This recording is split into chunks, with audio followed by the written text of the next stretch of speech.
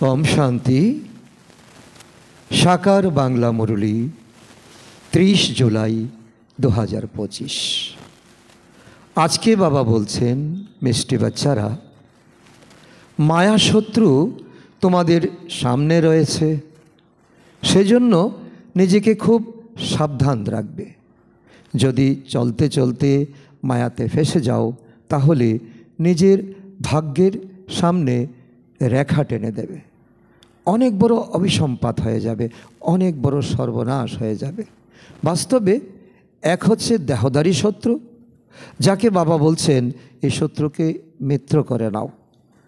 দেহদারী শত্রু কাউকে ভাববেই না, কারণ সে তোমার কর্মের হিসাব নিতে এসছে। আর মায়া শত্রু হচ্ছে বাস্তবে তোমার শত্রু, যে বাবার দেওয়া জ্ঞান থেকে যে প্রালব্ধ পেয়েছিলে, শতযুগে ত্রেতা ভোগ করে যখন দ্রাপরে এসেছ, সর্বস্ব তোমার সর্বশান্ত করে দিয়েছে। আবার এই সময়, কলির শেষ সময়ে, যখন তুমি আবার ব্রাহ্মণ হয়েছ, তখন যখন বাবার জ্ঞান আহরণ করছো, শক্তি গুণ আহরণ করছো, তো মায়া তোমাকে একেবারে সর্বনাশ করতে চাইছে। তো মায়াকে একেবারে সুন্দরভাবে বোঝা উচিত। যেমন বাবাকে বোঝা উচিত, বাবা যেমন ঠিক তেমনভাবে, তো মায়াও অনেক রকমভাবে আসে। তাই খুব সাবধান, চলতে চলতে কখনো মায়ার জালে ফেসে যেও না, তাহলে তোমার যে ভাগ্য হওয়া কথা, সে ভাগ্যের সামনে রেখা টেনে পড়বে। আজকের প্রশ্ন, তোমাদের রাজযোগী বাচ্চাদের মুখ্য কর্তব্য কি? কি আমাদের কর্তব্য? উত্তর, পড়া আর পড়ানো, এটাই হলো তোমাদের মুখ্য কর্তব্য। তোমরা ঈশ্বরীয় মতে চলছো, তোমাদেরকে কোনো বনে জঙ্গলে যেতে হবে না। ঘর গৃহস্থ থেকে শান্তিতে বসে বাবাকে স্মরণ করতে হবে। অল্ফ আর বে, বাবা আর বাদশাহী, এই দুই শব্দের মধ্যে তোমাদের সমস্ত পড়া এসে যায়। তো বাস্তবে এক হলো সন্ন্যাসীর হদের সন্ন্যাসী, আর এক হলো এই সময় আমরা যখন ব্রাহ্মণ হয়েছি, ব্রহ্মা জ্ঞান আমরা রপ্ত করছি, তখন আমাদের হলো ঘরে থেকে বেহদের সন্ন্যাসী হওয়া। সন্ন্যাসী ঘর ছেড়ে জঙ্গলে যায়, আর এখানে বাবা বলছেন যে তোমাদের এই ঘরে থেকে বাবার শ্রীমতে চলে তুমি কমল পুষ্পের মতো হও। আর ভগবান থেকে তুমি যা পাবে, বাবাকে পাবে, আর বাবার থেকে বাদশাহী পাবে। তো এ কত বড় তোমাদের খুশির কথা, নেশার কথা। সব কিছু পড়াশোনার সার এর মধ্যে এসে যায়। এটাই তোমাদের কর্তব্য, পড়াশোনা করা আর অন্যদেরকে পড়াশোনা করানো। ওম শান্তি। বাবাও ব্রহ্মার দ্বারা বলতে পারেন যে বাচ্চারা গুড মর্নিং, কিন্তু তারপর বাচ্চাদেরকেও রেসপন্ড দিতে হবে। কি দিতে হবে? বাবা গুড মর্নিং। এখানে হলোই বাবা আর বাচ্চাদের মধ্যে কানেকশন।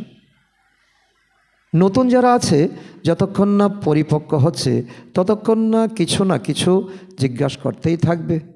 এটা তো পড়াশোনা, ভগবান বাচে লেখা আছে। ভগবান হলেন নিরাকার। এটা বাবা ভালোভাবে পাক্কা করিয়ে দেন কাউকে বোঝাবার জন্য। কেননা ওই পারে আছে মায়ার জোর। কারণ একদিকে বাবা তোমাদেরকে ভরপুর করছেন, আর একদিকে মায়া তোমাদেরকে টানছেন, আকর্ষণ, বিভিন্ন প্রলোভন, বিভিন্ন প্রকারের মায়ার সুরসুরি। এখানে তো মায়ার জোর নেই, কারণ এখানে মধুবন হলো বাবার ঘর। আর বাবার বাচ্চা যখন হয়েছ, তো মায়াকে কেন তুমি প্রশ্রয় দেবে? তো বাবা তো বুঝতে পারেন, যারা কল্প পূর্বে উত্তরাধিকার নিয়েছে, তারা আপনা হতেই এসে যাবে, টিকেও যাবে, ধরেও রাখবে, আর নিজেকে নিজে সংশোধন করতে থাকবে, নিজেকে নিজে পরিবর্তন করবে। এমন নয় যে অমুক আত্মা যেন ছেড়ে চলে না যায়, একে ধরে রাখো, চলে গেলে যাবে, বাবা স্পষ্ট উত্তর দিচ্ছেন, কেউ যদি নিজেকে ধরে না রাখতে পারে তো কোনো আত্মাকে ধরে রাখতে পারবে না। আত্মা যদি মায়ার প্রলোভনে চলে যায় তাহলে এটা বাবার ডিউটি নয়, বাচ্চার ডিউটি নয় তাকে জোর করে ধরে রাখা। এখানে তো জীবিত থেকে মৃতবোধ হয়ে থাকতে হবে, অর্থাৎ জীবন মৃত, অর্থাৎ মর্জিবা জীবন। আমরা যখন ব্রহ্ম জ্ঞান পেয়েছি তখন আমাদের পুরানো সংস্কারকে ভুলে এখন আমাদের ব্রহ্মা আচরণ করতে হবে, মর্জিবা জীবন আমাদেরকে তৈরি করতে হবে।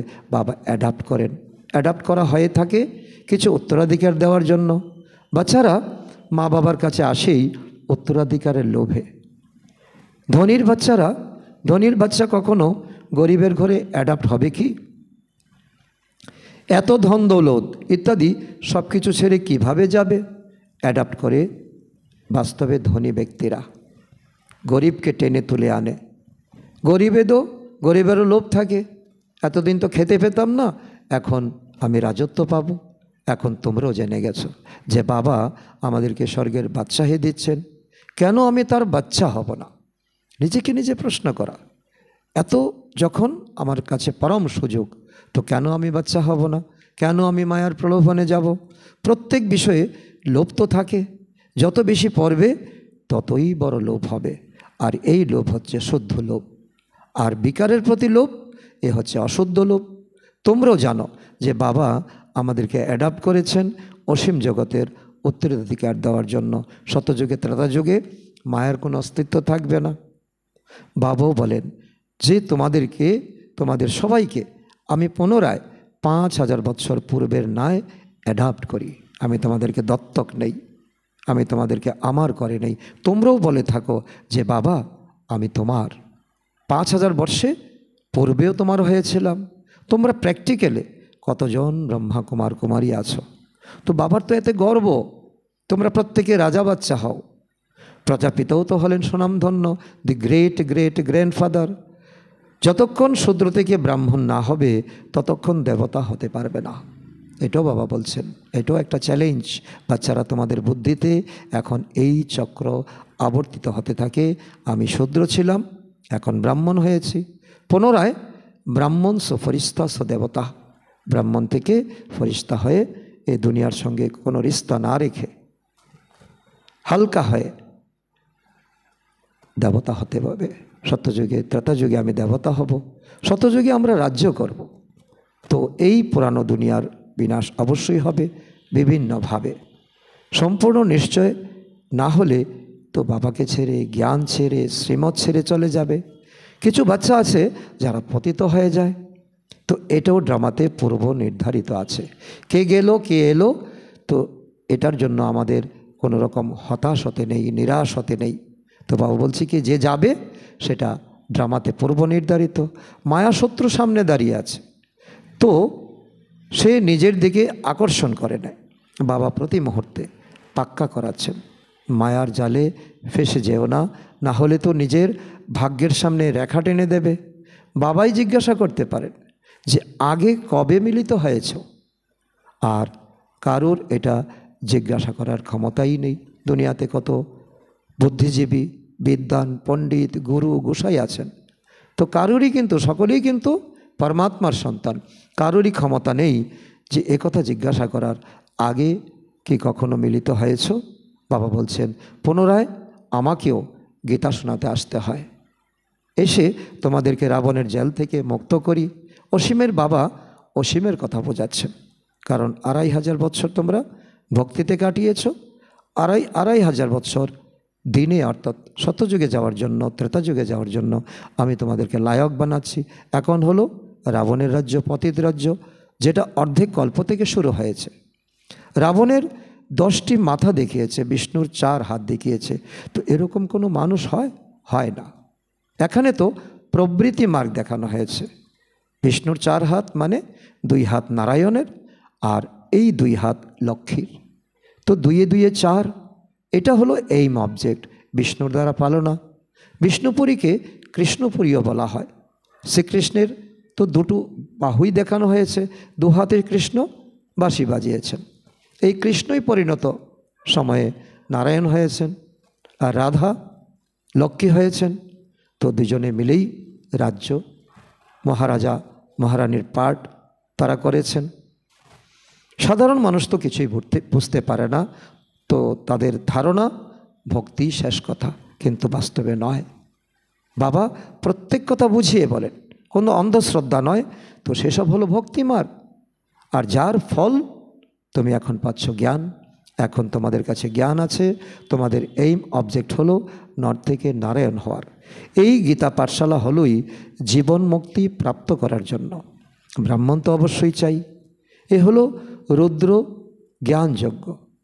শিবকে রুদ্র বলা হয়, আর যজ্ঞের পুরা নাম হলো অবিনাশী অশ্বমেধ রুদ্র গীতা জ্ঞান যজ্ঞ। এখন বাবা জিজ্ঞাসা করছেন, জ্ঞান যজ্ঞ কৃষ্ণের নাকি শিবের? শিবকে পরমাত্মাই বলা হয়, শঙ্করকে দেবতা বলা হয়। ব্রহ্মা বিষ্ণু শঙ্কর তো ত্রিমূর্তি, তিনজনকে তিন দায়িত্ব দিয়েছেন। ভক্তিতে আবার শিব আর শঙ্করকে এক করে দিয়েছে। এখন বাবা বলছেন, আমি ওনার মধ্যে প্রবেশ করেছি, ব্রহ্মার মধ্যে প্রবেশ করেছি।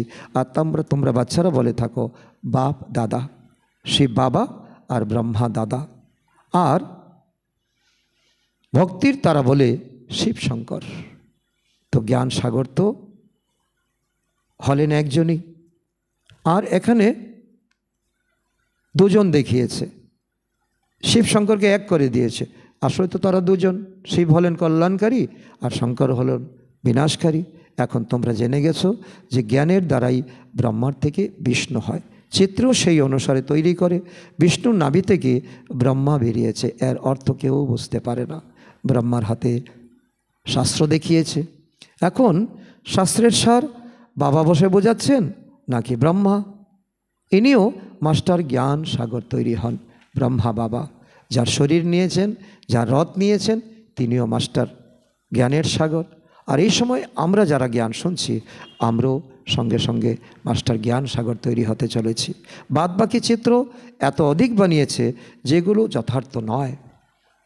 সেসব হলো ভক্তি মার্গের 8-10 বাহু বিশিষ্ট কোনো মানুষ হয় কি? হয় না। এখানে তো কেবল প্রবৃত্তি মার্গ দেখানো হয়েছে। রাবণেরও অর্থ বলেছেন, অর্ধেক কল্প হলো রাবণ রাজ্য, রাত, যেখানে তোমরা হাতড়িয়েছ। কোনো স্পষ্ট কিছু ছিল না, হতেও পারে নাও হতে পারে। তো অর্ধেক কল্প হলো রামরাজ্য, অর্থাৎ দিন, সত্যযুগ ত্রেতাযুগ। বাবা প্রত্যেক কথা তোমাদেরকে বোঝাচ্ছেন, তোমরা সবাই হলে এক বাবার বাচ্চা। বাবা ব্রহ্মার দ্বারা বিষ্ণুপুরী স্থাপন করছেন আর তোমাদেরকে রাজযোগ শেখাচ্ছেন। অবশ্যই সঙ্গমের সময়ই রাজযোগ শেখাবেন। এই সময় সেই প্রকৃত সঙ্গম, কলিযুগের শেষ, শতযুগের শুরু। দাপরে গীতা শোনানো হয়েছে, এটা তো রং হয়ে যায়। কেন? কারণ দ্রাপরে যদি গীতা শোনানো হয়ে থাকে, তাহলে তো দ্রাপরের পরে শতযুগ আসার কথা। দ্রাপরের পরে কেন কলিযুগ আসলো? তো বাবা সত্য বলছেন। অনেকেরই ব্রহ্মার শ্রীকৃষ্ণের সাক্ষাৎকার হয়েছে, তো দূরে থেকে থেকে তো ব্রহ্মাকে শ্বেত শুভ্র বসনেই দেখা যায়। শিব বাবা তো হলেন বিন্দু। কেউ ব্রহ্মাকে সাক্ষাৎ করেছে, কেউ বিষ্ণুকে সাক্ষাৎ করেছে। তো শিব বাবাকে তো সাক্ষাৎ করার কোনো বিষয় নেই। বিন্দুর সাক্ষাৎকার হলে তো কিছুই বুঝতে পারবে না। তোমরা বলো যে আমরা হলাম আত্মা। এখন আত্মাকে কে দেখেছে? কেউ না। আত্মা তো হলো বিন্দু। বুঝতে পারো, তাই না? তোমরা অনুভব করতে পারো যে, তো ভাবনা নিয়ে যাকে পূজা করে ভক্তিতে, তার কাছে সেই রূপই সাক্ষাৎকার হয়। কারণ ভক্ত যেভাবে ভগবানকে ডাকে, আর যার সে পূজারই হয়, তো তারই সাক্ষাৎকার হয়। অন্যরূপে দেখলে সে দ্বিধাগ্রস্ত হয়ে যাবে। হনুমানের পূজা করলে তাকে তো হনুমানের সাক্ষাৎকার করাবে, গণেশের পূজা করলে গণেশকেই দেখাবে। বাবা বলছেন, আমি তোমাদেরকে এত ধনবান বানিয়েছি যে সেখানে হিরে জহরাতের মহল ছিল, তোমাদের কাছে অগণিত ধন ছিল। তোমরা এখন সেই সব কোথায় হারিয়ে ফেলেছ। এখন তোমরা কাঙ্গাল হয়ে গেছো, ভিক্ষা চাইছ। বাবা তো বলতে পারেন, তাই না? এখন তোমরা বাচ্চারা বুঝতে পারো যে বাবা এসেছেন, আমরা পুনরায় বিশ্বের মালিক হতে চলেছি। এই ড্রামা অনাদি তৈরি আছে।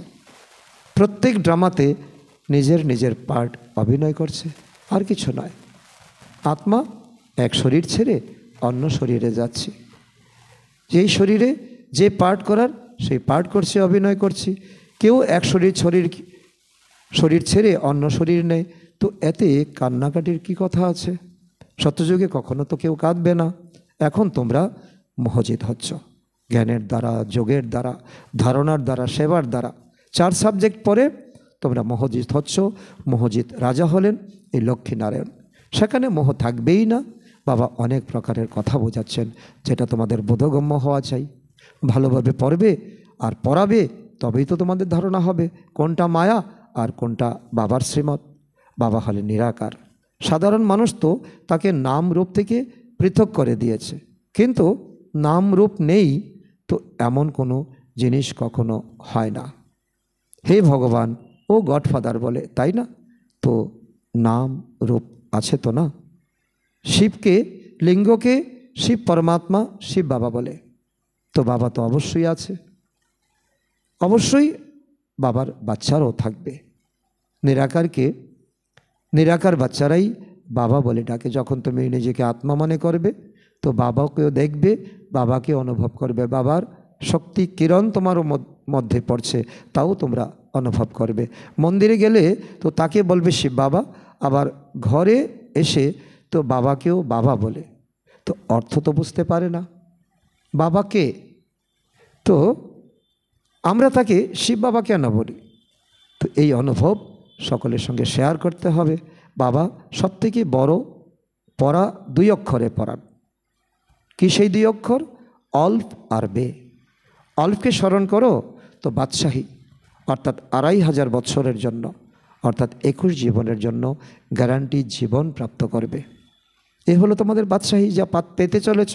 এটা হলো অনেক বড় পরীক্ষা। মানুষ যখন বড় পরীক্ষায় পাশ করে, তখন প্রথম দিকের পড়া কারুর স্মরণে থাকে না। পড়তে পড়তে অবশেষে সারসংক্ষেপ বুদ্ধিতে এসে যায়। এটাও সেই রকম। তোমরা পড়তে পড়তে এসেছো, পড়তে পড়তে যাবে, অন্তিম সময় পুনরায় বাবা বলছেন মনমনা ভব। তো এত কিছু বাবা পড়িয়ে, 3 পেজের মুরলি পড়িয়ে অন্তিম সময় কি বলছেন, শেষে কি বলছেন, সারসংক্ষেপ কি বলছেন? আমাকে স্মরণ করো। তাহলে দেহের অভিমান ভেঙে যাবে। এই মনমনা ভবর অভ্যাস পরে গেলে অন্তিম সময়েও বাবা আর উত্তরাধিকার স্মরণে থাকবে। মুখ্য হলোই এটা, বাবা আর বাবার উত্তরাধিকার। বাবা কি আর বাবা কি কীভাবে স্মরণ করলে পূর্ণ মর্যাদায় আমরা শতযুগে যেতে পারবো। মুখ্য হলো এটা। কত সহজ না? লৌকিক পড়াতেও তো এখন তো না জানি কী পড়ায়, কত কিছু সাবজেক্ট বাড়িয়েছে তো, এবং বানিয়েছে এবং পড়াচ্ছে, এবং দিন দিন লোড বাড়াচ্ছে। যেরকম রাজা সেরকম তার নীতি চালায়। আগে মন, শের, পাও এর হিসাব চলতো, এখন তো কিলোগ্রাম ইত্যাদি কত কি বেরিয়েছে। কত আলাদা আলাদা প্রান্ত হয়ে গেছে, প্রদেশ হয়ে গেছে, টুকরো টুকরো হয়ে গেছে। দিল্লিতে যে জিনিসটা 1 পয়সা শের ছিল, বম্বেতে সেটা পাওয়া যেত 2 পয়সা শের। কেননা প্রান্ত আলাদা আলাদা ছিল। প্রত্যেকেই মনে করত আমি নিজের প্রান্তের মানুষজনকে ক্ষুধার্ত রাখবো না, তার জন্য তো সেইভাবে প্রজাদেরকে তো পালনা করত। কত ঝগড়া ইত্যাদি হয়, কত বিশৃঙ্খলা সৃষ্টি হয়। ভারত কতই না সলভেন্ট ছিল, 1 রাজ্য 1 ভাষা। তো পুনরায় 84 চক্র পরিক্রমা করে ইনসলভেন্ট হয়ে গেছে। তোমরা সলভেন্ট ছিলে, সমৃদ্ধ ছিলে, এখন অসমৃদ্ধ হয়ে গেছো, ইনসলভেন্ট হয়ে গেছো। বলা হয় যে মূল্যহীন করির পিছনে ছুটতে গিয়ে হীরের মতো জীবন তোমরা হারিয়ে ফেলেছ। বাবা বলছেন তোমরা করির পিছনে ছুটে কেন মরছো? কি আছে তাতে জমিয়ে কামিয়ে তো অন্তিম সময় তো সব এখানেই ছেড়ে যেতে হবে। এখন তো বাবার উত্তরাধিকার নাও, পবিত্র হও, এটাই তো তোমার সম্পত্তি। আহ্বানও করে থাকো, হে পতিত পাবন এসো পাবন বানাও। তো এর দ্বারা প্রমাণিত হয় যে তোমরা পাবন ছিলে, এখন নেই, এখন হলোই কলিযুগ। বাবা বলছেন আমি পাবন দুনিয়া বানাবো, তো পতিত দুনিয়ার অবশ্যই বিনাশ হবে। এই জন্য এই মহাভারতের যুদ্ধ কথিত আছে, যেটা এই রুদ্র জ্ঞান যজ্ঞের দ্বারাই প্রজ্বলিত হয়েছে। এই সময় বাবা এসে আমাদেরকে মর্যাদা জীবন দিয়েছেন, রুদ্র জ্ঞান যজ্ঞ রচনা করেছেন, তো ব্রাহ্মণদেরকে যজ্ঞ রক্ষার দায়িত্ব দিয়েছেন। ড্রামাতে তো এই বিনাশও হওয়া পূর্ব নির্ধারিত। সবার প্রথমে তো বাবার সাক্ষাৎকার হয়েছে। ব্রহ্মা বাবা প্রথম সাক্ষাৎকার করেছেন, দেখেছেন যে এত বড় রাজত্ব প্রাপ্ত হচ্ছে, তখন অনেক খুশি হয়। ব্রহ্মা বাবা স্বর্গের মালিক হচ্ছেন, তারপর বিনাতের সাক্ষাৎকারও করায়, মনমনা ভব মধ্যাজি ভব। তো বাবাকে বলা হয়েছে, তুমি যদি আমাকে স্মরণ করো, আমার মধ্যে লিপ্ত থাকতে পারো, তাহলে এই নতুন দুনিয়া তুমি পাবে, এটা তোমার দুনিয়া, তুমি এর মালিক হবে। তো এটা হলো গীতার শব্দ, মূল শব্দ। গীতার কিছু কিছু শব্দ ঠিক আছে, বাবা বলছেন আমি তোমাদেরকে এই জ্ঞান শোনাচ্ছি, এটা আবার প্রায় লোপ হয়ে যাবে। এটা কারোরই জানা নেই যে একসময় লক্ষ্মীনারায়ণের রাজত্ব ছিল। তো প্রায় লোপ মানে লক্ষ্মীনারায়ণের পূজা হচ্ছে, একসময় মানুষ যে লক্ষ্মীনারায়ণ ছিল সে কথা ভুলে গেছে। তখন অন্য কোনো ধর্ম ছিল না, সেই সময় জনসংখ্যা খুব কম ছিল, 9 লাখের মতো আত্মা ছিল সত্যযুগে, এখন তো কত বেশি হয়ে গেছে, 850 কোটি। তো এই পরিবর্তন হওয়া চাই।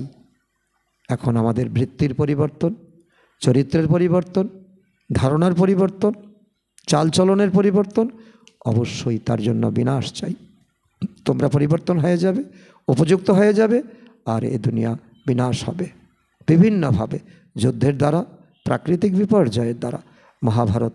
মহাভারতের যুদ্ধ আছে, অবশ্যই ভগবানও থাকবেন। শিব জয়ন্তী পালন করে তো শিব বাবা এসে কি করেছেন সেটাও জানে না। এখন বাবা বোঝাচ্ছেন গীতা থেকেই শ্রীকৃষ্ণের আত্মা রাজ্য প্রাপ্ত করে, এই জন্য বলা হয় গীতা হলো মাতা পিতা। এই গীতা জ্ঞান প্রাপ্ত করেই যে ব্রহ্মা বাবার আত্মা, তো দাদা লেকরাজ তিনি পরবর্তী জন্মে তিনি শ্রীকৃষ্ণ হয়েছেন এবং পরিণত বয়সে তিনি নারায়ণ হয়েছেন। গীতাকে মাতা পিতা বলবে, যার দ্বারা তোমরা পুনরায় দেবতা হচ্ছ। গীতার জ্ঞান থেকে রাজযোগ শিখে শ্রীকৃষ্ণ এরকম হয়েছেন। এটা হলো ডিগ্রি, আর এ হলো পড়াশোনা। আর তার মধ্যে তোমাদের মনোযোগ, তার মধ্যে তোমাদের সমর্পণতা, অধ্যাবসায় অনেক কিছু থাকবে। তারা আবার গীতাতে শিব বাবার পরিবর্তে শ্রীকৃষ্ণের নাম দিয়ে দিয়েছে। তো বাবা বোঝাচ্ছেন এটা তো নিজেদের মধ্যে পাক্কা নিশ্চয় করে নাও, কেউ যেন উল্টো পাল্টা কথা শুনিয়ে তোমাদের নিচে নামিয়ে না দিতে পারে। অনেক কথা জিজ্ঞাসা করতে থাকে, বিকার ছাড়া সৃষ্টি কিভাবে চলবে? ভগবানের উপর প্রশ্ন চিহ্ন, কারণ এটা গডস প্ল্যান। নির্বিকারী দুনিয়া হবে, বিকার ছাড়া দুনিয়া চলবে, এটা কিভাবে হবে? এমন উল্টো পাল্টা প্রশ্ন করে তোমাদেরকে অনেক ইনসাল্ট করে। আরে তোমরা নিজেরা বলছো সেটা সত্যযুগ দুনিয়া ভাইসলেস নির্বিকারী দুনিয়া ছিল, সম্পূর্ণ নির্বিকারী বলে থাকো, তাই না? তাহলে বিকারের কথা কিভাবে হতে পারে? সম্পূর্ণ নির্বিকার যখন, সেখানে বিকার ছাড়া দুনিয়া কিভাবে চলবে? এই প্রশ্ন তুমি কেন করছো? এখন তোমরা জেনে গেছো যে অসীম জগতের বাবার থেকে অসীম জগতের বাদশাহী প্রাপ্ত হচ্ছে। তো এই রকম বাবাকে কেন স্মরণ করব না? এটাই হলো মূল কথা। নিজের মধ্যে সেই নেশা আসতে হবে, সেই প্রতিজ্ঞা আসতে হবে। এটা হলো পতিত দুনিয়া। কুম্ভ মেলায় কত লক্ষাধিক মানুষ যায়। এখন বলে যে সেখানে এক গুপ্ত নদী আছে। এখন নদী গুপ্ত হতে পারে কি? তো এখানেও গোমুখ বানিয়েছে, বলে যে গঙ্গা এখানে আসে। আরে গঙ্গা নিজের রাস্তা দিয়ে সমুদ্রে যাবে, নাকি এখানে তোমাদের কাছে পাহাড়ে আসবে? ভক্তি মার্গে কত ধাক্কা খেতে হয়। তো উপর থেকে পাহাড় থেকে গঙ্গা নিচে নেমে আসছে, আর উল্টো কি গঙ্গা বইবে পাহাড়ের দিকে? তো জ্ঞান, ভক্তি, তারপর হলো বৈরাগ্য। তো জ্ঞান যদি তোমরা প্রাপ্ত করো, তাহলে প্রকৃত ভক্তি, যেটা কত উল্টা, মায়া রাবণ শিখিয়েছে, তার থেকে তোমরা বৈরাগ্য প্রাপ্ত করবে।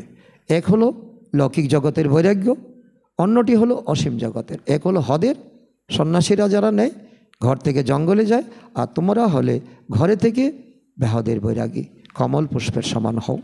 সন্ন্যাসীরা ঘরবাড়ি ছেড়ে জঙ্গলে গিয়ে থাকে, এখানে তো সেসব কথা নেই। তোমরা বুদ্ধি দিয়ে সমগ্র পুরানো দুনিয়ার সন্ন্যাস করছো। তোমাদের রাজযোগী বাচ্চাদের মুখ্য কর্তব্য হলো পড়াশোনা করা আর অন্যকে পড়াশোনা করানো। এখন রাজযোগ কোনো জঙ্গলে শেখানো হয় না, রাজযোগ শেখানো হয় গৃহস্থ পরিবারে। এখানেই তোমাদের সকল প্রশ্ন আছে, এখানে সকল পরীক্ষা আছে, সকলের সঙ্গে সকলের পরীক্ষা, যা তুমি করেছিলে কর্ম হিসাবে। তো এটা হলো স্কুল। তো ব্রাঞ্চেস অর্থাৎ শাখা বের হতে থাকে। এখন তো অনেক শাখা প্রশাখা বেরিয়েছে।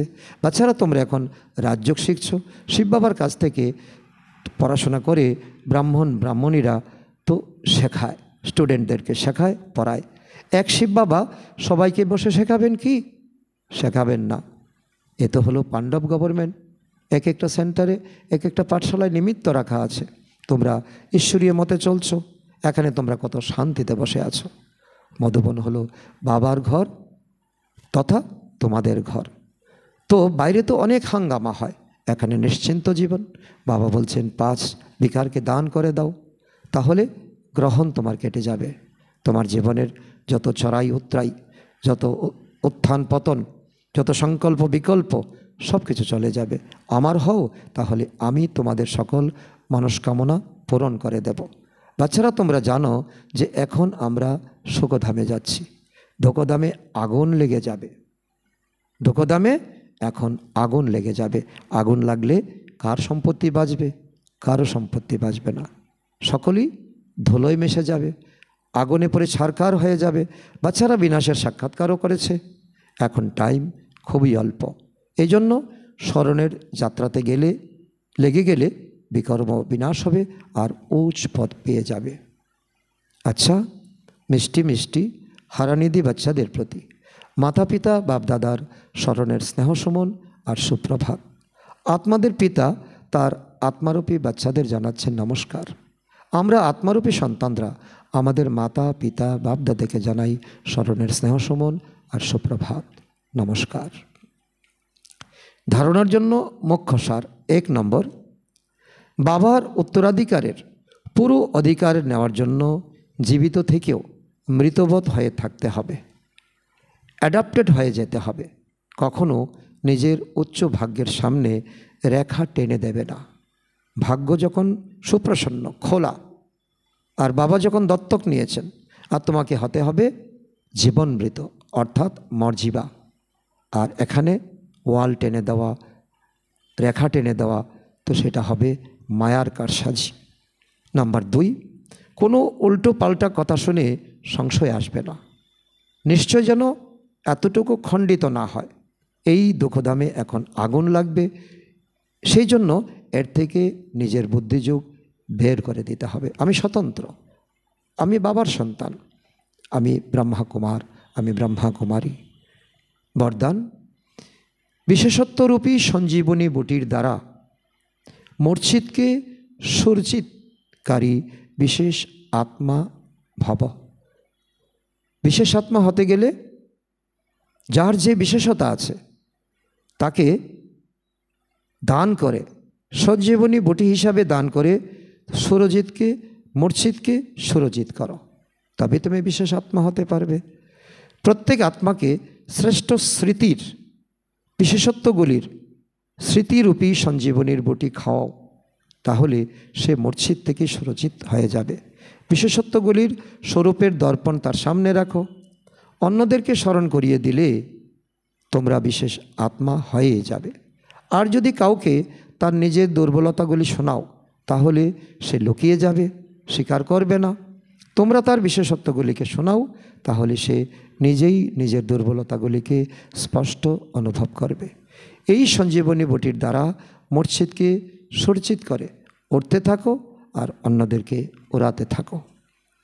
স্লোগান: নাম, মান, মর্যাদা অর্থাৎ শান এবং সাধনগুলির সংকল্পকেও ত্যাগ করা হলো মহান ত্যাগ। ত্যাগ মানে এই নয় ঘর ছেড়ে জঙ্গলে চলে যাও। নামের ত্যাগ করো, মানের ত্যাগ করো, মর্যাদা বা শানের ত্যাগ করো এবং সাধনের সংকল্পকে ত্যাগ করো। এই সাধন ছাড়া আমার যোগ লাগবে না, এই সাধন ছাড়া আমি ভাষণ করতে পারবো না, তো তাও ত্যাগ করো, তবেই হবে মহান ত্যাগ। অব্যক্ত ইশারা, সংকল্পের শক্তি জমা করে শ্রেষ্ঠ সেবার নিমিত্ত হও।